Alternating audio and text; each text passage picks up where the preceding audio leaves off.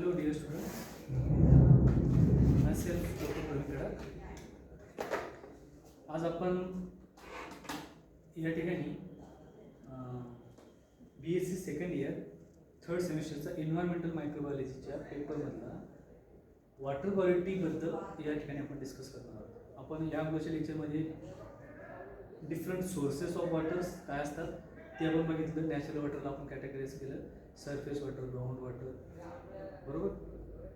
वेगवेगळ्या वॉटरला आपण कॅटेगराईज केलं on the basis of type of reservoir. त्यामध्ये प्रेझेंट असणारा मायक्रोफ्लोरा कुठल्या प्रकारचा असतो ते सुद्धा आपण बघितलं, आणि वॉटरचे रिझर्वायरचे झोन्स कशा प्रकारे पडतात ते सुद्धा आपण मागच्या लेक्चरला बघितलं. आजच्या लेक्चरमध्ये आपण बघणार आहोत determining the sanitary quality of drinking water.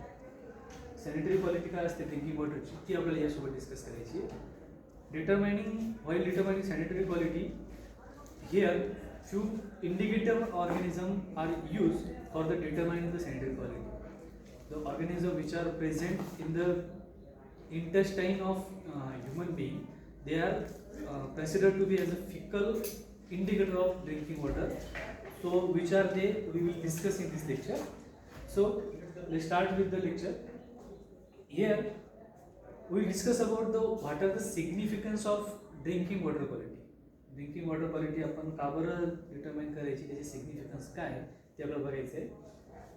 Most of the common danger associated with drinking water is direct और indirect contamination by sewage water, waste of human and animal origin. Drinking water quality आपण जेव्हा discuss करतोय तेव्हा या पाण्यासोबत associated असणारे वेगवेगळे आजार जे की ह्युमन ओरिजिनेटेड असतील, ॲनिमल ओरिजिनेटेड असतील, किंवा डायरेक्ट और इनडायरेक्ट सोर्सेस थ्रू ते वॉटरला कंटॅमिनेट करणारे सोर्सेस असतील, ते आपल्याला या ठिकाणी डिस्कस करायचे. त्याच्याबद्दल आपल्याला बघायचे. Discharge from municipal sewers is one of the most important water quality issue worldwide. Municipal waste जे की म्युनिसिपल सीवेज सिस्टीम आहे त्यामधलं जे पाणी किंवा जे वेस्ट वॉटर आपल्या वॉटर रिझर्वरमध्ये इन्कॉर्पोरेट होत असते किंवा त्या ठिकाणी ॲड होत असतं, ते ते पाणी acts as a source of major role of contamination in drinking water quality. Waterborne diseases आपण जेव्हा सिग्निफिकन्स बघतोय किंवा वॉटर क्वालिटी डिटरमाइन करतोय, तर त्या पाण्याच्या सोबत जे आजार असोसिएटेड असतात त्यामध्ये कॉलरा, डायरिया, टायफॉइड, हिपॅटायटिस ए, गॅस्ट्रोएंटरायटिस हे वेगवेगळे आजार आहे की जे पाण्याच्या मार्गाने किंवा फिको ओरल रूट थ्रू ह्युमन बिईंग्समध्ये आढळतात किंवा होतात, ते आपल्याला या ठिकाणी डिस्क्राईब करायचं आहे, किंवा त्याच्यासाठी आपल्याला वॉटर क्वालिटीचं जी वॉटरची क्वालिटी आहे ती डिटरमाइन करायची आहे. Faecal pollution of drinking water introduce a variety of intestinal pathogen in drinking water. जे फिकल कोलिफॉर्म्स असतात ते वॉटर क्वालिटीला इन्फेक्ट करण्यासाठी किंवा पोल्यूट करण्यासाठी महत्त्वाचा घटक म्हणून या ठिकाणी ॲक्ट होतात. Presence of faecal coliform in water related with microbial diseases from mild gastroenteritis to severe fatal dysentery, cholera और टायफॉइड. पाण्यामार्गे फक्त छोटे मोठे आजार गॅस्ट्रोएंटरायटिसच आहे अशातला भाग नाही आहे. यामध्ये तुम्हाला फिटल किंवा जीव घेणारे आजार सुद्धा जसे की डिसेंट्री आहे, कॉलरा आहे, यांच्यामध्ये ड्यू टू डिहायड्रेशन या ठिकाणी वॉमिटिंग होतं, तुम्हाला डिसेंट्री लागते. या आजारामार्फत तुम्हाला म्हणजे एखाद्या व्यक्तीचा जीव सुद्धा जाऊ शकतो ड्यू टू डिहायड्रेशन. तर हे त्या ह्युमन बिंगला अशा प्रकारे अफेक्ट करतात की आपल्याला स्टडी करायचे. It is ideally expected that drinking water should be free from all kind of microorganisms, or at least it is free from fecal indicative organisms. किंवा जे फिकल इंडिकेटिव्ह आपण ऑर्गॅनिझम पकडतो ते ऑर्गॅनिझम या ड्रिंकिंग वॉटरमध्ये नसावे असं आपण आयडियली पकडतो की ते पाणी पिण्यासाठी योग्य आहे असं आपण त्याला पकडतो.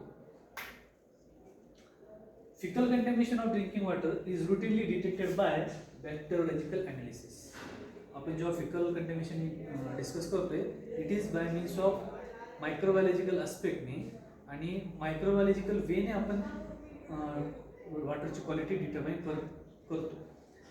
Generally micro organism are present everywhere and quite different to analyse every water sample. आता वॉटर क्वालिटी डिटर्मिन करत असताना आपल्याला येणाऱ्या अडचणी काय आहेत ते आपल्याला बघायचे आहे. आपण फर्स्ट इयरला किंवा अगोदरच्या लेक्चरमध्ये बघितलं की micro organism are present everywhere, किंवा पाण्याच्या जी वॉटर क्वालिटी झोन आपण बघितली from surface to the bottom, या सर्व ठिकाणी मायक्रो ऑर्गॅनिझम आपल्याला प्रेझेंट असतात. वेगवेगळे मायक्रो ऑर्गॅनिझम वेगवेगळ्या थरामध्ये पाण्याच्या अवेलेबल असतात, हे पण बघितलं आपण. तर आता हे मायक्रो ऑर्गॅनिझम प्रेझेंट आहेत आणि त्यांना डिस्कस करण्यासाठी प्रत्येक वेळेस आपल्याला सिलेक्टिव्ह मीडिया, प्रत्येक ऑर्गॅनिझमला ग्रो करण्यासाठी त्यांच्यासाठीचा असणारा स्पेसिफाईड मीडियाची रिक्वायरमेंट असते. आणि एवढ्या क्वांटिटीमध्ये जे वॉटर सॅम्पल असतील त्यांना टेस्ट कसं करता येईल, त्यासाठी लागणारा मॅन पॉवर, फायनान्शियल असिस्टन्स, सर्व गोष्टी खूप मोठ्या प्रमाणात आपल्याला लागते आणि लागणारा वेळ. तर त्यांना कमी करण्यासाठी आपण काय केलंय, काही इंडिकेटिव्ह ऑर्गॅनिझम आपण कन्सिडर केली की त्यांचा प्रेझेन्स पाण्यामध्ये असणं म्हणजे ते पाणी पिण्यासाठी योग्य आहे की नाही, त्या इंडिकेटिव्ह ऑर्गॅनिझम आपण ठरवतो. सो त्यासाठी आपण डिफाईन केलेले टेस्ट असतात ते आपल्याला बघायचे. Many microorganism requires special indicative media and test to identify them. ठीक आहे. Approach has been adopted to analyze the indicative microorganisms. Indicative organism आपण काही ठरवले की ज्यांचा प्रेझेन्स त्या पाण्यामध्ये असणं ते आपण इंडिकेट करतो की that water is contaminated from faecal origin और इट इज पोर्टेबल और not portable for human being. तर त्या वॉटर क्वालिटी आपण ठरवतो किंवा ते पाणी पिण्यायोग्य आहे किंवा नाही ते आपल्याला डिटर्मिन करायचं in sanitary quality of water. So let start with this. Basically आपल्याला जेव्हा कुठलं एखादं सॅम्पल अनालाइज करायचं असेल लॅबमध्ये, त्यासाठी महत्त्वाची रिक्वायरमेंट असतील आपल्याला त्या लॅबची असेप्टिक कंडिशन, रिक्वायर्ड असलेले ऑल रिएजंट और केमिकल ग्लासवेअर्स, सोबत महत्त्वाचा घटक असतो पाणी, जे आपण सॅम्पल म्हणून कन्सिडर करणार आहोत. तर ते पाणी आपण कुठून कलेक्ट करणार की ज्या पाण्याचं किंवा ज्या रिझर्वायरचं आपल्याला टेस्ट करायचं आहे किंवा वॉटर क्वालिटी चेक करायची आहे, ते पाणी आपल्याला कलेक्ट करायचं त्या पर्टिक्युलर रिझर्वायरमधून. आता वेगवेगळ्या प्रकारचे वॉटर रिझर्वायर आहेत आपल्याला माहिती आहे, ग्राउंड वॉटर आहे, स्टोअर्ड वॉटर आहे, सरफेस वॉटर आहे. ठीक आहे. तर या ठिकाणचं प्रत्येक ठिकाणचं सॅम्पल कलेक्शन प्रोसेस वेगवेगळी असणार आहे. तर त्याने पहिलं बघूया आपण कलेक्शन ऑफ सॅम्पल आणि त्याची मेथड कशी असावी. Microbiology examination water is most important with respect to collection of sample. आणि सॅम्पल कलेक्शन हा त्यातला फार महत्त्वाचा घटक आहे, कारण प्रॉपर सॅम्पलिंग जर नसेल झाली तर तुमचे ॲनालिसिस प्रॉपर वेने होत नाही किंवा आपण प्रॉपर त्याची डिटर्मिनेशन करू शकत नाही. म्हणून it is important to collect representative water sample. Water sample घेतोय पण ते रिप्रेझेंटेटिव्ह असावं, किंवा पूर्ण रिझर्वायरचा आपण वॉटर सॅम्पल कलेक्ट करू शकत नाही, पण कमीत कमी त्या वॉटर रिझर्वायरला रिप्रेझेंट करणारा वॉटर सॅम्पल आपण कलेक्ट करणं आवश्यक आहे, की जे रिप्रेझेंट करेल. एकदम शुअरचं किंवा एकदम डीपचं असं वॉटर सॅम्पल कलेक्ट करायचं नसते आपल्याला. त्यासाठी आपण कसं कलेक्ट करायला पाहिजे आपण ते सुद्धा बघणार आहोत. Also the it maintain the bacterial content of the water sample. Original bacterial content त्या वॉटर सॅम्पलचा आपल्याला मेंटेन करता आला पाहिजे while collecting the water sample or during transportation, प्रत्येक गोष्टीमध्ये. ठीक आहे. तो आपलं जे वॉटर सॅम्पल कलेक्ट करायचं त्यासाठी आपल्याला रिक्वायर्ड असणार एक सॅम्पलिंग बॉटल. जी सॅम्पलिंग बॉटल आपण इथे डायग्राम इमेज या ठिकाणी आहे. Sampling bottle should be made from glass bottle, म्हणजे ग्लासचा इफेक्ट मायक्रो ऑर्गॅनिझमच्या अगेन्स्ट नाही आहे. जसं की आपण ऑलिगोडायनॅमिक ॲक्शन बघतो, आपण जर मेटल बॉटल बघितली तर मेटल बॉटल त्या मायक्रो ऑर्गॅनिझम्सला इनिबिट करते ग्रोथपासून, तर ती बॉटल आपल्याला चालणार नाही. म्हणून शक्यतो आपण ग्लास बॉटल घेतली पाहिजे किंवा प्लास्टिकची बॉटल असावी. ठीक आहे. तर ती बॉटल असावी, मिनिमम त्याची व्हॉल्यूम जो असेल त्या बॉटलचा तो 100 ml असावा. So water sample should be collected in clean sterile 100 ml glass topper bottle. Clean, ती क्लीन असणार, आपण घेणार समजा, आणि ती इट शुड बी स्टराईल. म्हणजेच काय, ती बॉटल सॅम्पल त्यामध्ये अगोदरच काही इम्प्युरिटी किंवा कुठले मायक्रो ऑर्गॅनिझम नसतील याची आपण काळजी घेतली पाहिजे. म्हणजे क्लीन आणि स्टराईल 100 ml ची वॉटर बॉटल, जी की वरचं कॅप आपण प्रॉपर वेने फिट करू शकतो की स्टॉपर बॉटल असेल, त्याला थ्रेडचं किंवा एक कॅप असावी जी आपण वॉटर म्हणून किंवा सॅम्पलिंग बॉटल म्हणून आपण यूज करणार आहोत. The sampling bottle should be sterilize at 121 degree Celsius at 15 PSI pressure for 15 minute.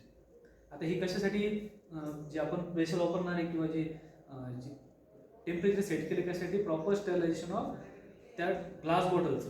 Plastic असेल तर या प्रेशरला ते मेंटेन राहणार नाही, तर ग्लास बॉटल असेल या टेम्परेचरला तुम्ही स्टरलाइज करून घेतली पाहिजे. The sampling bottle should be free from residual chlorine or added dechlorinating agent such as sodium thiosulphate. आपल्या बॉटलमध्ये कुठल्याही प्रकारचा रेसिड्युअल क्लोरीन की जी आपण सॅम्पल बॉटल सुरुवातीला यूज केली आणि तीच परत यूज केली असेल तर त्यामध्ये जो रेसिड्युअल क्लोरीन त्या बॉटलमध्ये राहील तो सुद्धा आपल्या मायक्रोऑर्गॅनिझमला अफेक्ट करतो. तर त्यापासून ते बॉटल फ्री असावी किंवा त्यामध्ये कुठलाही बॅक्टेरियोसायडल किंवा बॅक्टेरियोस्टॅटिक ऑर्गॅनिझम त्यामध्ये नसावा, एजंट नसावा की जो त्या मायक्रोफ्लोराला अफेक्ट करेल. The neck of bottle covered with brown paper and tied with thread to avoid the contamination.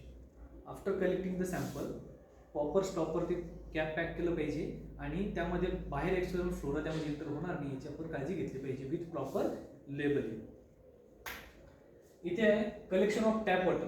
आता आपण वॉटरचे सोर्सेस बघितले आणि आता प्रत्येक सॅम्पल कसं कलेक्ट करायचं ते आपल्याला बघायचं. टॅप वॉटर याला आपण म्हणून नळाचं पाणी जे नळाच्या वाटी येतं ते कसं कलेक्ट करायचं. तर tap water should be allowed to flow for 2 to 3 minutes to wash away any contaminating organism present around the origin of opening of tap. जेव्हा नळाचं पाणी आपण कलेक्ट करणार वॉटर बॉटलमध्ये तेव्हा जी वॉटर बॉटल जेव्हा नळाच्या सोबत बाहेर गेली तेव्हा नळ सुरू करायचा आहे प्रॉपर 2 ते 3 मिनिट तो फ्लो जाऊ द्यायचा नळामधून आणि त्याच्यानंतर आपल्याला मेन स्ट्रीमचं पाणी त्यामध्ये कलेक्ट करायचं वॉटर बॉटलमध्ये. की आपण प्रॉपर ते नळाचं पाणी घ्यायचे. आपली वॉटर बॉटल त्या नळाला टच होणार नाही याची काळजी घ्यायची. वॉटर बॉटलच्या जे ओपनिंग असेल जे वरचे थ्रेड असतील त्याच्या मिनिमम 2 सेंटीमीटर ते खाली एवढंच पाणी घ्यायचं प्रॉपर त्याची मिक्सिंग होईल यासाठी आणि प्रॉपर त्याला कॅप आपल्याला लावून प्रॉपर लेबलिंग करून ते वॉटर सॅम्पल आपल्याला कॅरी करायचं. The bottle should be hold with rigid hand. Proper वेने आपण त्याला हे केले पाहिजे. ग्लोव्ज वगैरे यूज करून आपण वॉटर सॅम्पलिंग केले. त्या ठिकाणी आपण डायग्राममध्ये बघू शकतो हा नळ टोटी यातलं 2 ते 3 मिनिट पाणी फ्लो होईल की जे सेटल झालेला मायक्रोफ्लोरा आहे या ठिकाणी तो अगोदर वॉश होऊन जाईल आणि त्याच्यानंतर आपण ते पाणी कलेक्ट करणार आहोत जे की रिप्रेझेंटेटिव्ह फ्लोरा असेल कशाचा हा तुमचा स्टोर वॉटर असेल किंवा म्युनिसिपल वॉटर सप्लाय त्यामधलं पाणी असू शकतं कोणतंही. The stopper should be removed with left hand holding it by the paper covering. तुम्ही ज्यावेळेस ग्लास बॉटल तुमची घेणार बॉटल असेल ही बॉटल आहे डाव्या हाताने तुम्हाला थ्रेड उघडायचे आणि उजव्या हाताने ती बॉटल तुम्हाला टॅप वॉटर खाली पकडायची आहे. अशा पद्धतीने तुम्ही वॉटर कलेक्ट केलं पाहिजे. The bottle is filled up to 2 cm from stopper to permit the mixing of content. ज्या थ्रेडच्या खाली 2 सेंटीमीटर म्हणजे एकदम फुल तुमची बॉटल भरायची नाही तुम्हाला 2 सेंटीमीटर खाली एवढी रिकामी असली पाहिजे की त्या मेटाबॉलिक प्रोसेस ऑर्गॅनिझमच्या कॅरी आउट होतील. जे गॅसेस एक्सचेंज वगैरे जे असतील ते त्या स्पेसमध्ये कॅरी आउट होतील before processing that water sample. After collection the stopper is tied with paper using thread. Proper त्या बॉटलला पॅक करायचं. Avoid the unwanted touch to the bottle opening and stopper which leads to the contamination of water sample and transfer to the laboratory. Sample collect केल्यानंतर proper त्याला packing करायची, labelling करायची, date टाकायची, time टाकायचं, कुठलं sample घेतलं ते proper mention करायचे आणि त्याला अनवॉन्टेड टच अवॉइड करून ती बॉटल प्रॉपर टेम्परेचर मेंटेन करून लॅबपर्यंत तुम्हाला ट्रान्सफर करायची आहे आणि त्याची प्रोसेसिंग करायची. हे झालं it is a sampling process for tap water.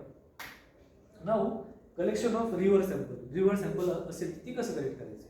Same bottle can be use for the river sample collection. While collecting the sample from river the cap is first removed with the left hand. रिव्हरचा flow आहे बरोबर एकदम शोअरचा किंवा काठालगतचा आपल्याला flora किंवा पाणी घ्यायचं नाही आहे. मेन स्ट्रीमचं पाणी आपल्याला कलेक्ट करायचं आहे. एकदम सरफेसचं पण घ्यायचं नाही आहे. आपण आपल्या चर्चेमध्ये बघितलं की सरफेसवरती मायक्रोफ्लोरा जास्त असतो कारण एन्व्हायरमेंटला मायक्रोफ्लोरा त्यावरती सेटल झालेला असतो तो मायक्रोफ्लोरा जास्त असतो.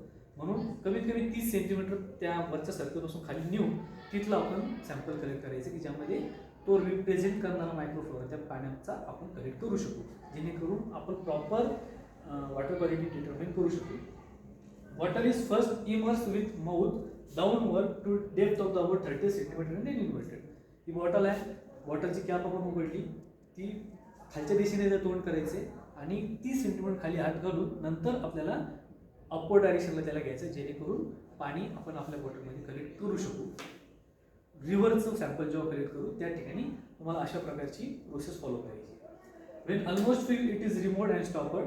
सॅम्पल बॉटल भरल्यानंतर ती प्रॉपरली पॅक करून तुम्ही स्टॉपरने त्याला पॅक करू शकता. To avoid contamination from the air current tied the mouth of bottle with proper using thread. ठीक आहे. इन्व्हायरमेंटचा फ्लोरा त्यामध्ये येणार त्याची काळजी घेऊन आपल्याला प्रॉपर त्याचं सॅम्पलिंग करायचं. While collecting the shallow well sample. जे उथळ पाणी आहे नदीचं विहिरीचं ते पाणी आपल्याला कसं कलेक्ट करायचं ते बघायचे. वॉटर बॉटल 30 तुम्ही यूज करू शकता. 30 म्हणजे जी आपण अगोदर ठरवली, जी वॉटर टॅप वॉटर किंवा ती रिव्हर वॉटरसाठी कलेक्ट केली ती नाही घ्यायची आहे. प्रत्येक वेळेस तुम्हाला प्रॉपर स्टराईल केलेली क्लीन बॉटल घ्यायची. फक्त ती बॉटल कोणत्या स्टँडर्डची असेल जे आपण अगोदरच्या स्लाइडमध्ये बघितलं. If the well is provided with pump then the similar procedure is in case of tap water. जर विहिरीमध्ये आपण पंप टाकलेला असेल त्या बॉटल थ्रू आपण पाणी कलेक्ट करायचं असेल तर सेम 2-3 मिनटं अगोदर तो फ्लोरा पाणी 2-3 मिनटं वाहू द्यायचं आणि नंतर पाणी आपल्याला कलेक्ट करायचे. तर ते इन केस ऑफ वेल ज्या नदीत विहिरीला मोटरची व्यवस्था केलेली त्या ठिकाणी असं कलेक्ट करायचं. जर नसेल तर त्या ठिकाणी बाटलीने पाणी कलेक्ट करून त्या बकेटमधलं आपल्याला पाणी त्या वेलमधलं पाणी आपल्याला सॅम्पलिंग बॉटलमध्ये आपल्याला कलेक्ट करायचं. Then water sample should be collected with clean cord attached and wound around it and whole wrapped in paper and sterilized by heat. अशा पद्धतीने आपण या बॉटलला आपण टॅग बांधून किंवा धागा बांधून ती बॉटल आपण पाण्यामध्ये सोडायची आहे. परत ती डीप होईल, सरफेसचं पाणी आपल्याला घ्यायचं नाही आहे आणि अशा पद्धतीनं वेल वॉटरचं आपण सॅम्पलिंग करू शकतो. ठीक आहे. त्याच्यानंतर स्टोरेज ऑफ वॉटर सॅम्पल. हा सॅम्पलिंग केली, सॅम्पलिंग बॉटल आणि सॅम्पलिंग केल्यानंतरचा महत्त्वाचा पार्ट आहे कोणता, स्टोरेज ऑफ वॉटर सॅम्पल. बऱ्याच वेळेस सॅम्पल आपण इथले केलं आणि लगेच आपल्याला लॅबवरती जवळच असेल तर काही प्रॉब्लेम येणार नाही. पण जर दूरचा आपण सॅम्पल कलेक्ट करणार असणार तर तेव्हा आपल्याला या प्रोसेस फॉलो करणं फार महत्त्वाचं असतं. If water should not be examined immediately it's important to keep the water sample in original state in order to maintain the bacterial content. काय करतोय आपण, वॉटर सॅम्पल कलेक्ट करतोय पण त्याला लगेच प्रोसेस करणं पॉसिबल नाही. किंवा आज आपण कलेक्ट केलेले सॅम्पल उद्या करणार आहोत किंवा संध्याकाळ होणार आहे आपल्याला वॉटर सॅम्पल ट्रान्सपोर्ट करत असताना, तर ते वॉटर सॅम्पल तो मायक्रोफ्लोरा त्या वॉटर बॉटलमध्ये त्याच कंडिशनमध्ये असला पाहिजे किंवा राहायला पाहिजे, त्याची आपल्याला काळजी करायची. त्यासाठी आपल्याला वॉटर बॉटल मेंटेन करायचे with respect to temperature including. ठीक आहे. So bacterial multiplication is continuously carried out and there is increase in population in order to avoid the rapid changes in sample. He storage condition का आपण maintain करायची आहे, कारण micro organism आहे, living system आहे, ती त्यांची मेटाबॉलिक प्रोसेस कॅरी आउट करणारच आहे त्या वॉटर बॉटलमध्ये. म्हणून आपल्याला काय करायचे, त्यांचे मेटाबॉलिक प्रोसेस अरेस्ट करायचे. त्या अरेस्ट झाल्या पाहिजे, त्यांची मेटाबॉलिक प्रोसेस स्लो झाल्या पाहिजे की जेणेकरून आपल्या प्रोसेसिंग होईपर्यंत वॉटर क्वालिटी जशीच्या तशी राहील त्यासाठी. ठीक आहे. त्यासाठी काय करायचं पाहिजे, sample should B examine as quickly as possible. त्यासाठी आपण मेटाबॉलिक प्रोसेस किंवा आपलं क्वालिटी जी डिटर्मिन करायची आहे ती प्रॉपर वेने झाली पाहिजे. म्हणून आपलं काय करायचं असलं पाहिजे, should be examine as quickly as possible. Sample collect केल्यानंतर मिनिमम 4 ते 5-6 तासाच्या आत आपण वॉटर सॅम्पल प्रोसेस करायला हवं. त्यानंतर if can not be process with in due time after collection should be ice. म्हणजे वॉटर सॅम्पल आपण ती ज्या ठराविक वेळेमध्ये जर करू शकत नसणार असाल तर तुम्ही काय करायचे, मेटाबॉलिक प्रोसेस अरेस्ट करता येतील याची व्यवस्था करण्यासाठी त्या पाण्याला आईस किंवा रेफ्रिजरेट करायचे. आता रेफ्रिजरेट एकदम डीप फ्रीजर यूज करायचं अशातला पण भाग नाही आहे. मिनिमम 10 डिग्री सेल्सिअसला तुम्ही वॉटर बॉटल स्टोअर केल्या पाहिजे, जेणेकरून त्यांचे मेटाबॉलिक प्रोसेस स्लो डाऊन होतील. एकदम किलिंग पण होणार नाही आणि मल्टिप्लाय पण एवढं फास्टली होणार नाही. म्हणून त्यांना फ्रीज करायचे की जेणेकरून त्यांची मेटाबॉलिक प्रोसेस अफेक्ट होणार नाही. The sample should be held below 10 degree Celsius during maximum transport period of 6 hours and while arriving the laboratory the sample should be process within 1 hour. जर ट्रान्सपोर्टेशनमध्ये तुम्ही असाल, तुम्हाला वेळ लागणार आहे लॅबला पोहोचायला 6 घंटेच्या आसपासचा वेळ, 10 डिग्री सेल्सिअस टेम्परेचरला तुम्ही ठेवल्या पाहिजे ते बॉटल आणि आल्यानंतर विदिन 1 hour त्यात तुम्ही बॉटल प्रोसेस करायचे किंवा त्याची मीडियामध्ये जी इनोक्युलेशनची प्रोसेस किंवा जे लॅबमधलं जे आपल्याला प्रोसेस करायचे आहेत त्या विदिन 1 hour तुम्हाला फॉलो करायचे असतात. The delay of exhibition should not be more than 30 hours. Maximum 30 घंट्याचा वेळ, 30 तासाच्या आत तुम्ही वॉटर सॅम्पलची प्रोसेसिंग केली पाहिजे. त्यानंतर हळूहळू काय होईल, त्या वॉटर क्वालिटीची ज्या मेटाबॉलिक प्रोसेस आहे त्या ऑर्गॅनिझमच्या त्या एकदम अरेस्ट झालेल्या असतील किंवा मल्टिप्लाय झालेल्या असतील किंवा त्यामध्ये जे अनवॉन्टेड चेंजेस त्या पाण्यामध्ये येऊ शकतात, जेणेकरून तुम्ही जी वॉटर क्वालिटी डिटर्मिन करणार आहात ती प्रॉपर वेने होणार नाही. ही काळजी तुम्ही घेतली पाहिजे. म्हणून तुम्हाला या प्रॉपर वेने तुमचं सॅम्पलिंग प्रोसेस आणि सॅम्पल बॉटल कशी असली पाहिजे, सॅम्पल कसं कलेक्ट करायचं या प्रत्येक ठिकाणचा आपण या ठिकाणी प्रॉपर वेने त्या प्रोसेस फॉलो केल्या पाहिजे, including storage condition. Now in next lecture we'll discuss about the how we can determine the fecal indicator of the water quality in next lecture.